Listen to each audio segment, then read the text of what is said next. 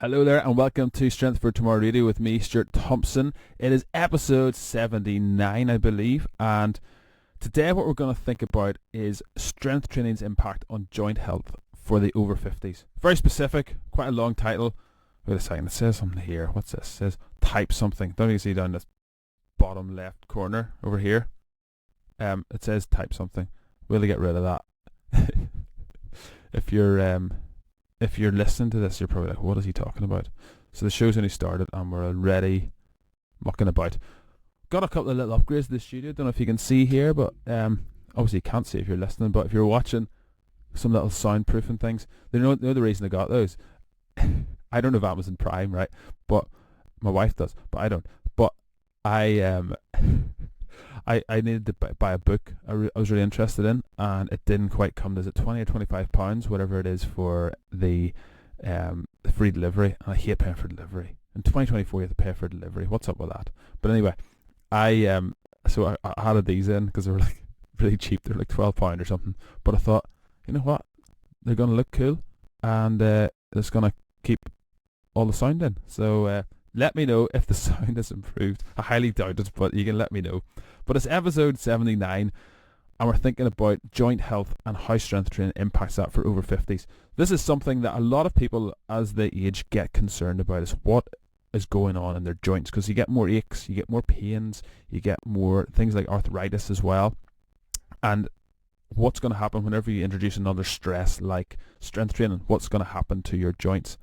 So just to level with you, it can have positive and it can have negative impacts on your joint health regardless of age. So whether you're in your 20s or whether you're in your 50s or 60s or 70s, as we have here, it can have both good effects and bad effects depending on what you do, how you do it, how you approach it. So what are some of the considerations? Some of the things that you need to think about are your reduced ability to recover as you get older. So you just do not recover like a 20-year-old. Whenever you're in your 50s, things hurt for a little bit longer. Don't know why I'm laughing. I'm quickly approaching that direction. I'm not 50, I'm not 49, by the way. I'm so young. I'm only 36 a few weeks ago. But I train a lot of older clients. I've a lot of experience training people over 50. Most of our clientele are over 50. I know you couldn't tell by looking at them because they're all looking so good. But as we age, our things like our connective tissue changes and our ability to recover. So you just do not recover the same as you did whenever you're in your 20s. You will be sore maybe a little bit more. You will need more protein. You will need more sleep. You'll need more recovery time in between, and even in between sets. It's just your muscle will not be able to recover, and your bones and your joints and your tendons, they will need a little bit more recovery than you would have needed in your 20s. In your 20s, you can just kind of train every single day and not even think about it and just pound yourself into the ground. And you don't feel any ache, you don't feel a pain, nothing more than normal. But as we get older, you might even need more rest between workouts. So you mightn't be able to do it every day. You might need to go 48 hours, 72 hours. And I'm not just talking about the same muscle groups or the same types of movements. I'm talking about something like just as the weight goes up, as it gets heavier and you get stronger. The other thing is there's a perceived increased risk of injury as we get older. So as we get older, we get niggles, we get knocks, we get things get tight, you get arthritis, and you get other conditions. You sprain ankles, you roll things, and you're going to pick up injuries. The longer you've been alive, this is, again, going back to COVID, this is a bit like COVID. It wasn't that COVID was necessarily the thing that was putting the nail in the coffin, as it were.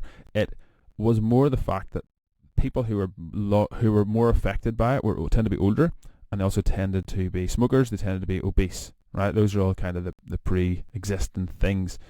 And it's not simply that you've been on the earth longer. That's not the determinant factor in whether you're more susceptible to diseases or not. But the longer we've been on the earth, the longer we can self-sabotage. The longer we have to not take care of our bodies, to not take care of our nutrition or our training.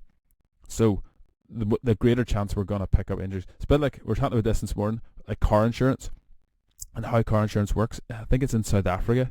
Any South African listeners can correct me if I'm wrong, but if you're in South Africa, you pay for your insurance through your fuel. Is that right? So if you drive more, you're at more risk because you're going to be on the road more, so increase the risk of crashing, right? So if you live longer, you have increased risk of actually rolling ankles and hurting shoulders and twisting this and hurting that.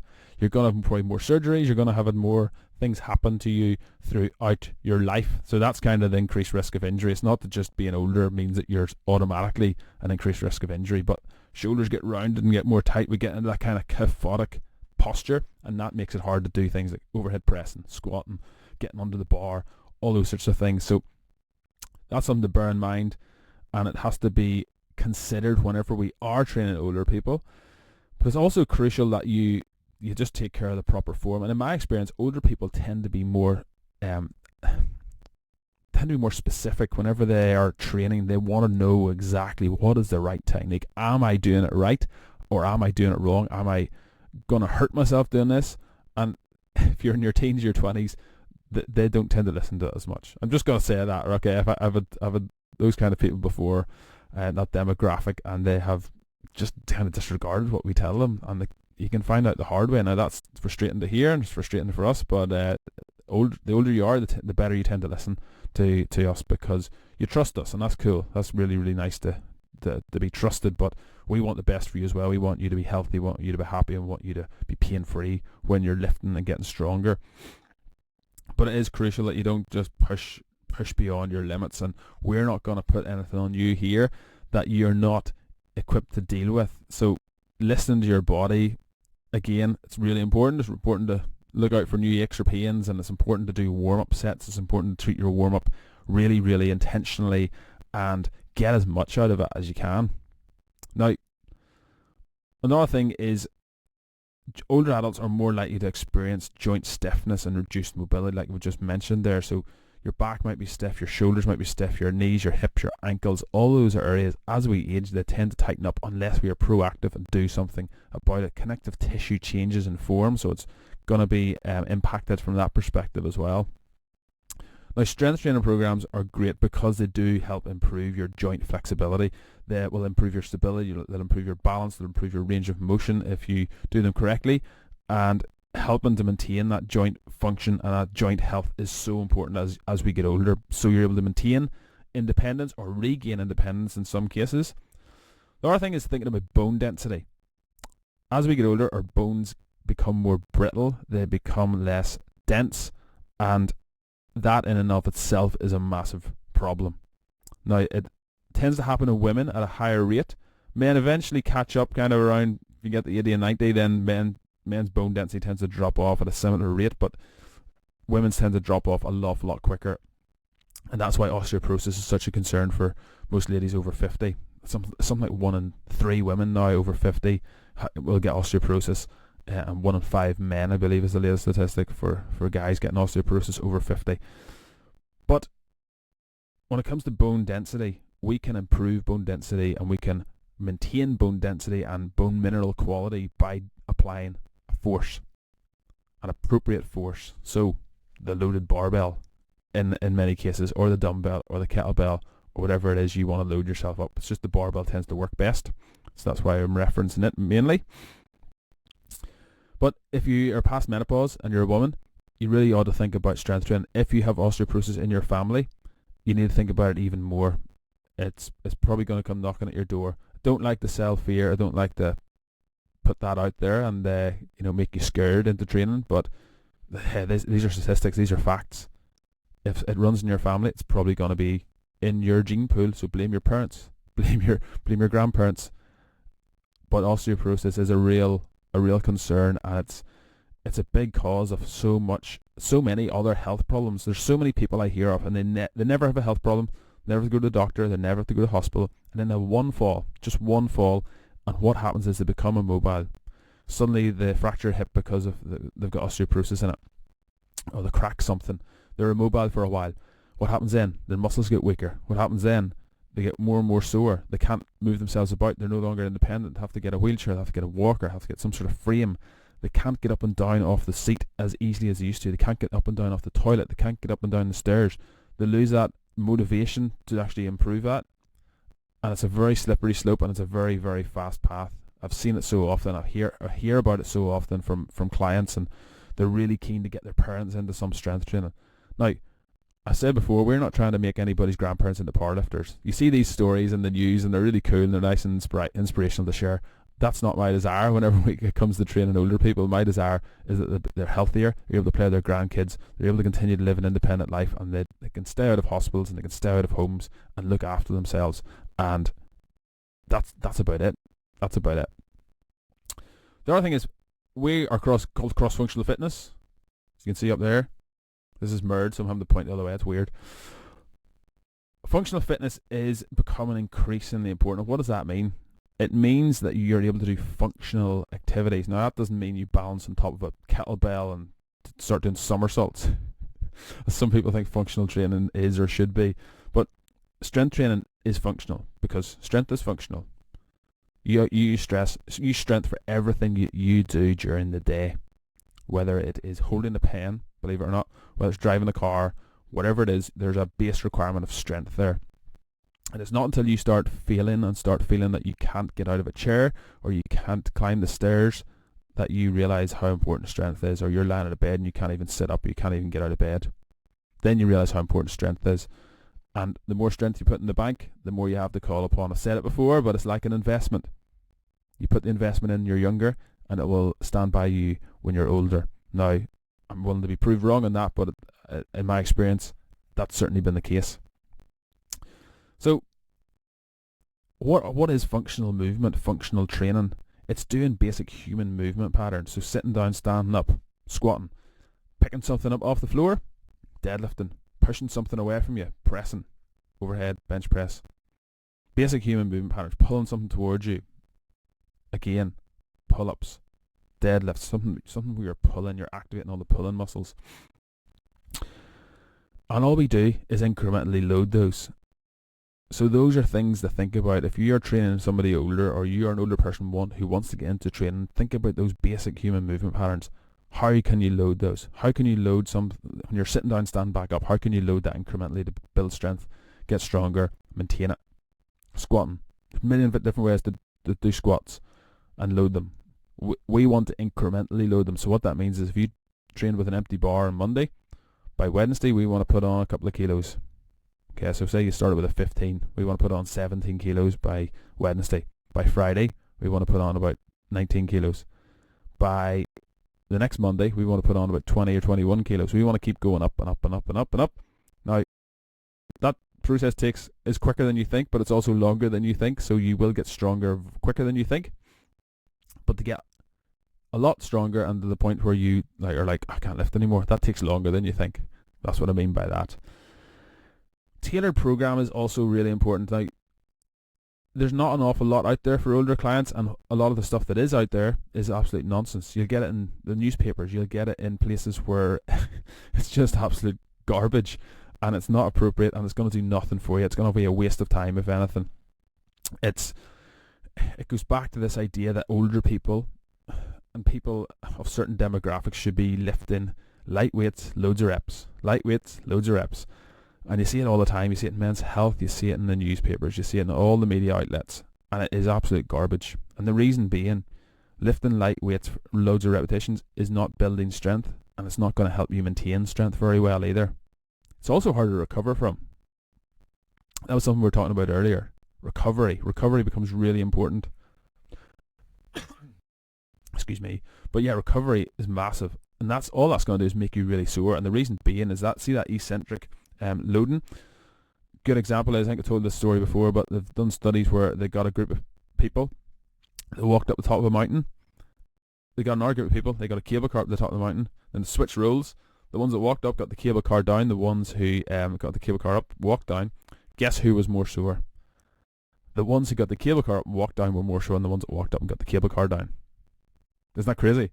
And the reason being is that lowering phase of the reps. So every time you do a lowering phase of a rep, whether it's a squat or whatever, that's what's going to make you sore. That's what's going to hurt you. That DOMS feeling, delayed onset and muscle soreness, that's going to be the determining factor. And it's rarely the load. If you're really sore, it's just that you have applied a stress that your body was not equipped to deal with adequately.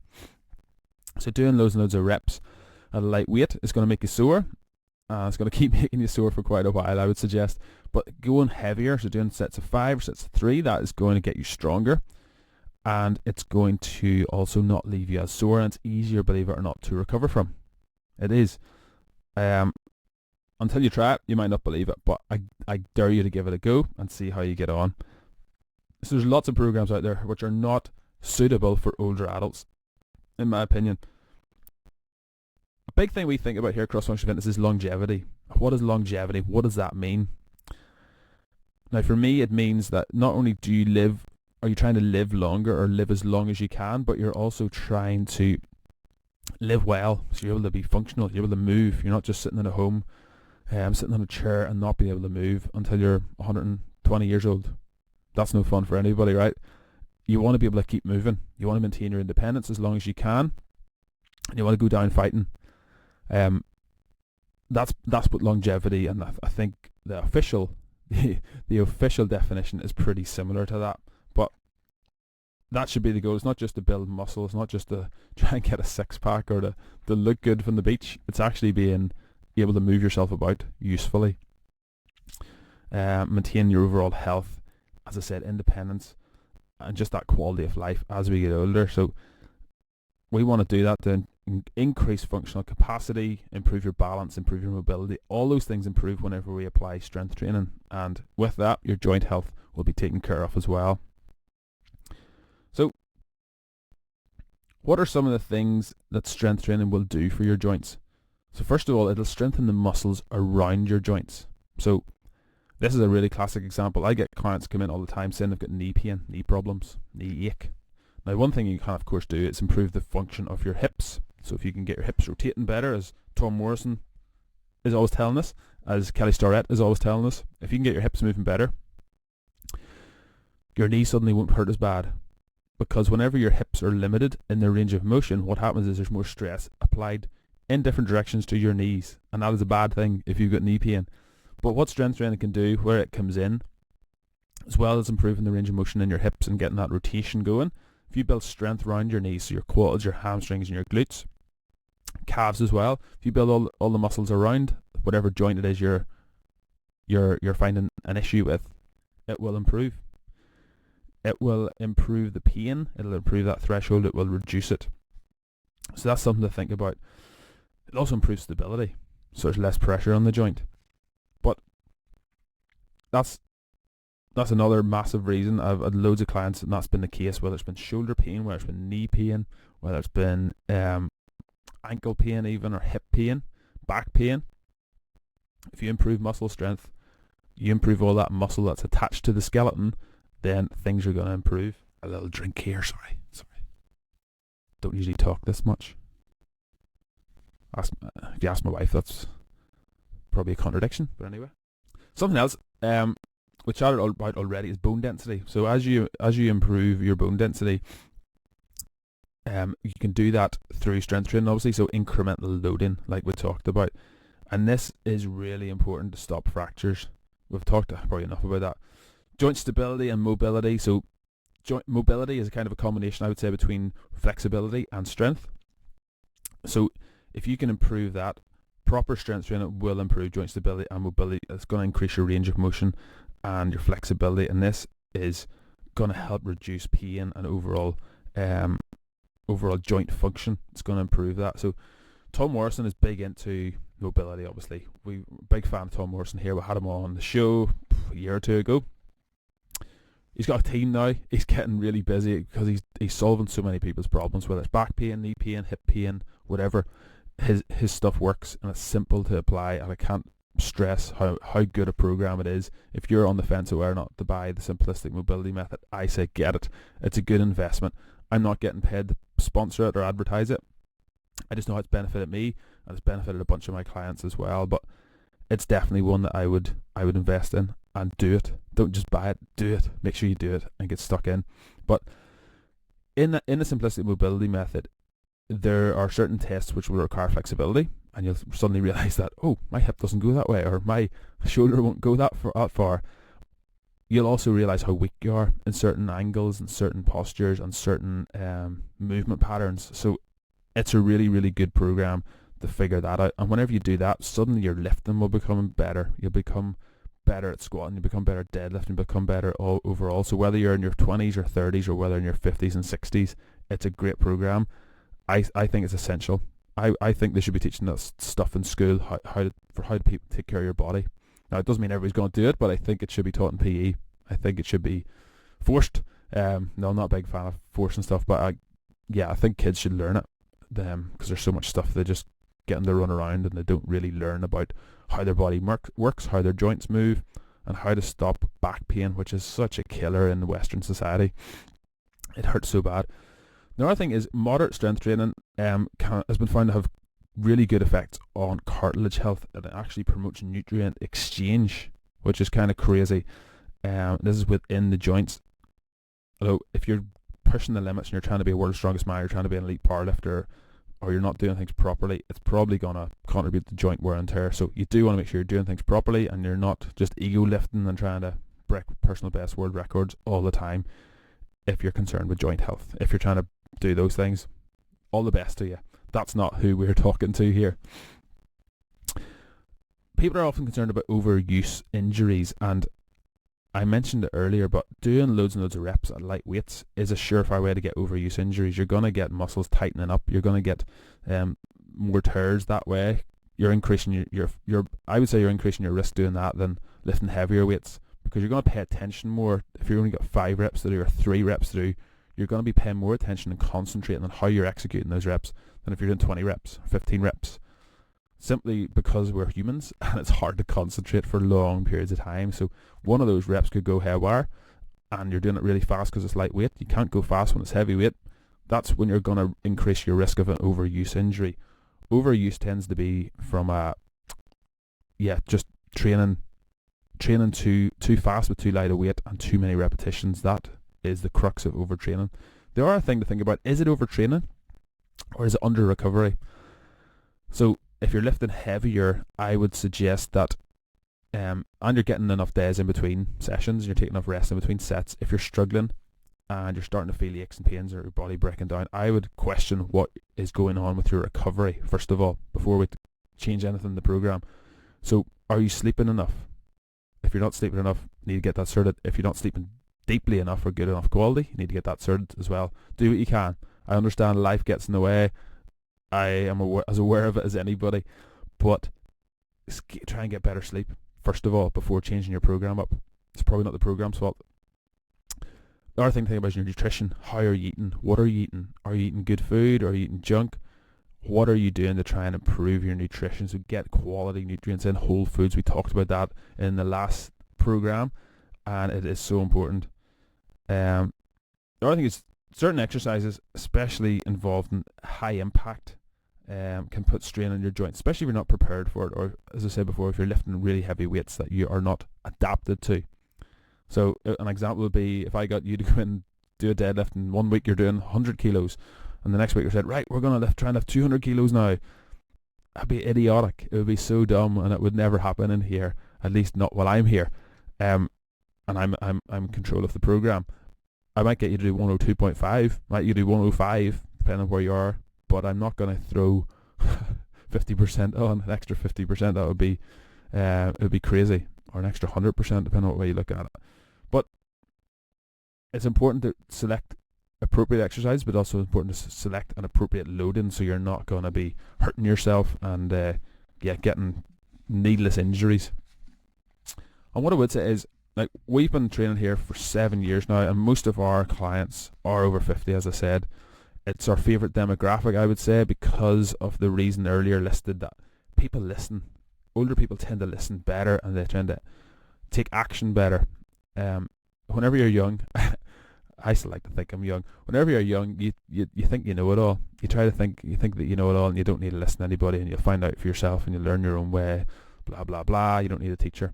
But whenever you get a bit older, you realise that there's been people who've invested significant amounts of time doing things wrong on your behalf so that they know how to do it right, and they can then share those lessons with you. Whenever you realise that there's other people out there who have more time than you to look into it more and to give you the best possible knowledge, it makes more sense then for you to listen to them and try and apply what they're saying. And that's what we find. But I would suggest if you are thinking of starting weight training, you're a little bit scared, if you're older, if you're over 50, give us a call. Hopefully you're within striking distance of here. Even if you're not, we have online training available as well. Do get in contact and we will sort you out and we will help you with that, and we'll build you up nice and gradually, nice and slowly. Nobody's in a rush. We want to build things nice and persistently, but slowly. And then you will definitely get a benefit from that. But that's about all I have to say on it. Overall, if you perform the exercises correctly, it's going to be beneficial for your joint health. It's going to be beneficial for your joint health long term. It's going to be beneficial for pain levels long term. But it is important to approach with caution, to respect weights, to respect the training, to respect what you are doing. It's not just like let's go fishing in a nice quiet lake. There is significant risk involved, as anything worthwhile in life there is. There's not very few things in life that don't involve risk.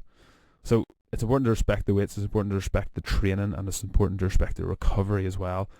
But that's all I have to say on it. If you have any more questions about this particular topic, if there's something that didn't go over or something that wasn't clear, do send me an email or a message to info@crossfunctionalfitness.co.uk. And I would love to help you out. I would love to tell you more about it and explain it as best that I know it anyway. A couple of news stories to go over. I don't think these are going to show up, unfortunately, which is a bit of a shame because they're kind of funny. But the first one is from the Daily Mail. Everything's true from the Daily Mail. This is back from the 16th of February, so it's a couple of weeks ago. And the title of it is, "High fructose corn syrup is just as healthy as honey, says social media's favourite doctor dispelling common myth." Dr. Jen Gunter, that's her real name, responded to a claim made by chiropractor Mindy Peltz. High fructose corn syrup is just as healthy as honey, diet experts have said. Dr. Jen Gunter, a Canadian gynecologist. So first of all, what does a gynecologist in a professional capacity know about nutrition? Now, you might look at me and say the same, but at least I am investing significant amounts of my private and personal life, as well as my professional life, looking into nutrition and different claims around it and different thoughts and theories around it. But being a gynecologist doesn't make you more qualified than me then in that sense, or whoever else this person was. She's got a New York Times column apparently covering women's health, responding to a concerning claim made by Mindy Peltz, a chiropractor with more than 1 million followers on Instagram. Peltz said the high fructose corn syrup is the deadliest carbohydrate on the planet. This is because it bypasses through your bloodstream and going straight to your liver, she asserted. Peltz's theory, as explained in a video posted on her YouTube channel, is that the sweetener is particularly harmful as it is converted to fat in the liver, which supposedly damages organs and leads to obesity. High fructose corn syrup, known as HFCS, is a sugar or sweetener and technically a form of carbohydrate, Dr. Gunter explained in her blog. I kind of want to get to what is she talking about here. So it is in everything, especially in America. It's in absolutely everything. There's no convincing evidence that one sugar is worse than others for our health. That being said, as a population has common knowledge that we eat too much added sugar. No one will dispute that, Langer said. So I don't really know where she's basically disputing it, but not really disputing it, because it's not really, I don't think it's listed here at all. Catherine Collins, dietitian, an excess of any food will be converted to fat eventually, which is true. Yeah, that's true. But honey and high fructose corn syrup are two very different substances. Now you might be like saying, but if they're the same quantities, are probably going to be similar calories. As we said before, calories are not the only thing that matter. It's the quality of the calories. Did you know this about honey? It cannot go bad. It has antiviral properties in it. You know the old wives' tale about, oh, have a bit of honey if you get the cold. I think there's something to that. I'm prepared to be wrong about it, but I think there's something to it, like to say, especially local honey. Why is that? Because of it's more likely to contain things that are antiviral, that are specific to you in your area. So getting stuff from China, South America, or wherever, getting that sort of honey probably isn't going to do as much good. But I think this lady Mindy Peltz is kind of oversimplifying the process whenever she says that high fructose corn syrup, it goes, is converted to fat in the liver, which supposedly damages. She's saying it goes straight into your bloodstream, goes through your bloodstream straight to your liver. Now, I think she's oversimplifying the process there, but there isn't a lot. Like they're saying that there's not enough research to say it's damaging. That's kind of the problem. There's not enough research. So saying it doesn't cause harm isn't true. We don't know. There's not enough research, is what I would say. But what about if you have any sort of health markers that you're monitoring, whether it's blood sugar, whether it's whatever, if you're getting blood tests done, you're getting blood work done, have a look, test it out, see what happens whenever you cut high fructose corn syrup out and other artificial sweeteners, and see what happens. The other thing to think about is that honey isn't very processed, is it? You can literally go down the road out in the country, find a bit of honey and start drinking it. Can you drink honey? Probably not. Eating it. You can't do that with high fructose corn syrup, can you? There's an extraction process. There's a more complex means of processing it that I'm even willing to get into or to talk about. But I thought that was an interesting one. Just again, more news BS, more news that we kind of go and kind of ignore, and just to be aware of it, really, is all I'm pointing out. The next one here, this story is from Business Insider, and this one's from the 10th of February. Where's the honey whenever you need it? An airline's trial policy to ask passengers to weigh themselves before flights has sparked controversy, with critics saying it could be triggering and embarrassing. Finnair, the national airline of Finland, has started asking passengers to voluntarily step on scales at departure gates with their hand luggage to prove the accuracy of cargo weight estimation for the plane. People who agreed to be weighed were compensated with a complimentary baggage tag. As of Wednesday, at least 600 people have volunteered to be weighed. Plus-size model Hayley Hasselhoff told British outlet GB News that the move is triggering to people with eating disorders. I have had friends going to airports in the last couple of hours and not knowing they're going to be weighed. That's triggering, she said. See, I struggle with this triggering idea, and the reason being that health and safety has little to do with how we feel, right? I don't particularly like wearing a seatbelt. I don't particularly like putting a helmet on when I go on my bike, right? I could say that's triggering for me because it makes me look stupid, more stupid. But that's irrelevant. The fact of the matter is it keeps me safe. If I fall off my bike, I'm not going to smash my brains all over the pavement. If I have a car accident and I have my seatbelt on, I'm not going to fly across the car and kill my family, right? Because I'm wearing my seatbelt. I'm not going to fly out the front window either, likely. So saying that it's triggering, it doesn't really hold any water. It doesn't really hold any weight for me. Criticize me if I'm wrong. Go for it. Argue with me. But I heard somebody else talking about this story, and they were saying, like, if the plane crashes, you don't even get the chance to have an eating disorder. You don't even get the chance to be triggered because you're dead. It's gone. You're over. You don't even get a chance to deal with your eating disorder or your triggering. And I kind of think along the same lines of this, to be honest. Calling Finnair fat phobic is absolutely bonkers, if you ask me. If they need to balance weight, it makes me think that it's a little bit. Yeah, it's not very. It doesn't fill me full of confidence whenever I get on a flight, but still, I kind of want to make sure that I'm safe. So there you have it. Next story then is in the Irish News. Should we all be aiming to get our fitness 5 a day? As experts say, moving more is key for preventing cancer. So we've all heard about 5 a day when it comes to getting in front of fruit and veg. What about when it comes to moving our bodies? Just 5 short and easy exercises a day could be the key to safeguarding our future health, including helping prevent certain cancers. This is in the Irish News, and it was on, what date is this on? 19th of February, so it's a fairly recent one. Over 56% of UK adults say having more time, energy and feeling fitter would motivate them to be more physically active, according to a new poll commissioned by the World Cancer Research Fund. Getting your fitness 5 a day, it doesn't have to mean big workouts. It's micro breaks of movement that you can incorporate into your daily life. Cost can also be a big barrier, but exercise snacking doesn't cost a penny. It's something you can do every day from the comfort of your own home. Start walking while you're on the phone. Make use of TV ad breaks while watching TV. Multitask while brushing your teeth. Get moving while making a cup of tea. Start a kitchen disco. So, like, all very inventive ideas. The problem I have with this is, like, it's fine if you're trying to hold on to something, if you're trying to just maintain where you're at. If you're actually trying to get any sort of a decent adaptation, though, you need to accumulate stress and have it done within a shorter period of time. So if you're trying to get stronger, if you're going to do 15 heavy reps, doing one every hour isn't going to be very effective, right? So you need to be doing it in a shorter space of time, I would say. Otherwise it does become ineffective. Next story is on medical.net, news-medical.net, and it is on 20th of February, so a little bit more recent. Title of it is Ultra-Processed Foods Linked to Higher Risk of Sarcopenia. And this has been shared quite a lot recently. In a cross-section study published in the Journal of Frontiers Nutrition, researchers from China investigated the potential association between muscle mass and the consumption of ultra-processed foods among adults in the United States of America. They found that ultra-processed foods intake to be linearly correlated to the risk of low muscle mass among adults, highlighting ultra-processed foods intake as a potential risk factor for sarcopenia.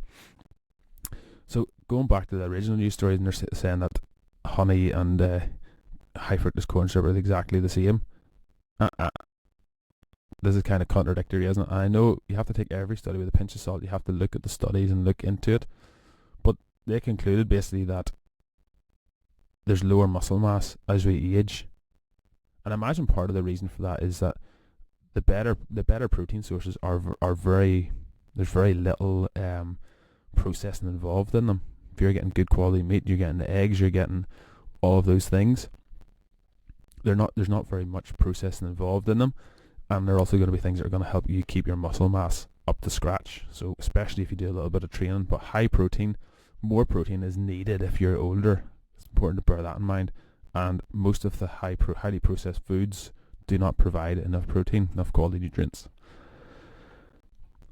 This last one is from GQ magazine.co.uk, and it's by Jennifer Heimlich on the 18th of February 2024. It's in GQ. The title of it is, You Don't Need to Lift Heavy Weights to Build Bigger Muscles. Just put in lots of effort and do it regularly. When you see the biggest guy in the gym pull up to the weight room, you might assume that he'll be reaching for the heaviest weights. You've got to pump massive iron to build massive muscles, right? Well, not really. There's a lot of lore around this routine or that routine. A lot of it comes from former Soviet bloc country training regimes where people were taking steroids. Says Stuart Phillips, PhD, a kinesiology professor and research director at McMaster University. Some of it also comes from a misunderstood study in 1946 while rehabilitating soldiers from World War II. Army physician Thomas DeLorme argued that heavy resistance training was better at building muscle than, say, repetitive activities like biking or walking, and for decades many took that to mean that only lifting heavy weights were helpful, said Phillips. Yet the more scientists look into it, the more they find that lifting heavy isn't a prerequisite for growing muscle, or as experts call it, hypertrophy. Recently, Dr. Phillips led a meta-analysis. So, we've talked about this before. I know Starting Strength have done a lot around this area, and they're always talking about it. And my understanding of it is this. Now, there's the reference Dr. Brad Schoenfeld here, and I have a couple of his books. I've tried using his training techniques. I've tried using his programs with myself, with clients. And I can 100% tell you that the biggest difference maker has been heavy weights and less reps when it comes to building strength and for building muscle. Now, it's very, very interesting because a lot of these studies now, right, a lot of the theory and a lot of these studies that are coming out, the more modern ones, there's significant problems with them. One of them is that they're not done for long enough. They're done for like 12 weeks. The other question is around the validity of the test subjects. So are they experienced trainees? Are they inexperienced? How long have they been lifting for? What sort of exercises are they doing? When did they measure them before and after? Because I'll tell you what happens. If you do, like we said earlier, light weights, lots of reps, and then you measure someone's biceps, for example, if you're doing curls or doing something, what will tend to happen is that you get a blood pump initially, right? If you do it enough, you do it well enough, you'll get a blood pump that'll blow your mind. And then what will happen is your arms will be huge. They'll be stretched beyond all recognition. You'll not even be able to scratch your back. You'll not even be able to wash your hair. Your arms will be so pumped, your shoulders will be so pumped. What happens then is you go, oh, that was a really good workout, I got a good pump.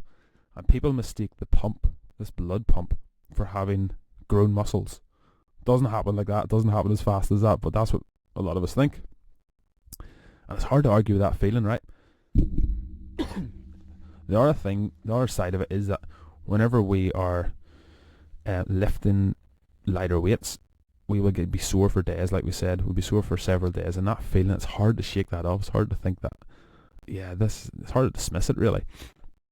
The other thing is there'll be something else called a lactic pump, and this will last for several days. This will last for a few days afterwards, and it's very, very easy, especially if you're training 4, 5, 6 days a week, as bodybuilding tends to do. It's easy to get confused and think that this is hypertrophy. Muscles have increased in size, so cross-sectional area of muscle has actually grown. Muscle cells have grown, have expanded, have multiplied, and all of that. But that's not what happens. If you stop training for a week, you'd probably be pretty... So that's why the guys go on holidays and then they lose their mind, because they go on holidays, they don't train for a week, and they're all worried about losing their gains.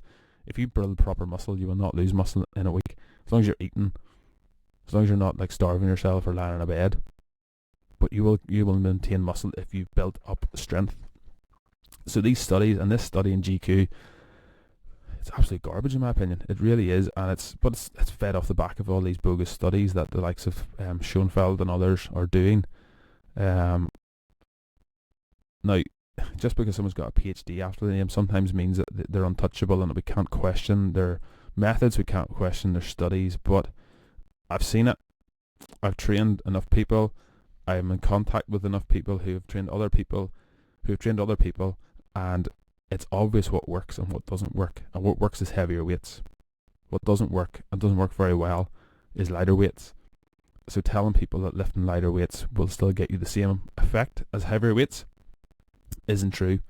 The other thing that I would say to think about is whenever you do, say a set of 5 is a good example, but whenever you do a set of 5, the things that these people will tell you, the PhDs and Brad Schoenfeld, etc., what they will tell you is that you need time under tension, you need mechanical stress, and you need a slow eccentric phase. So they'll tell you those things, right?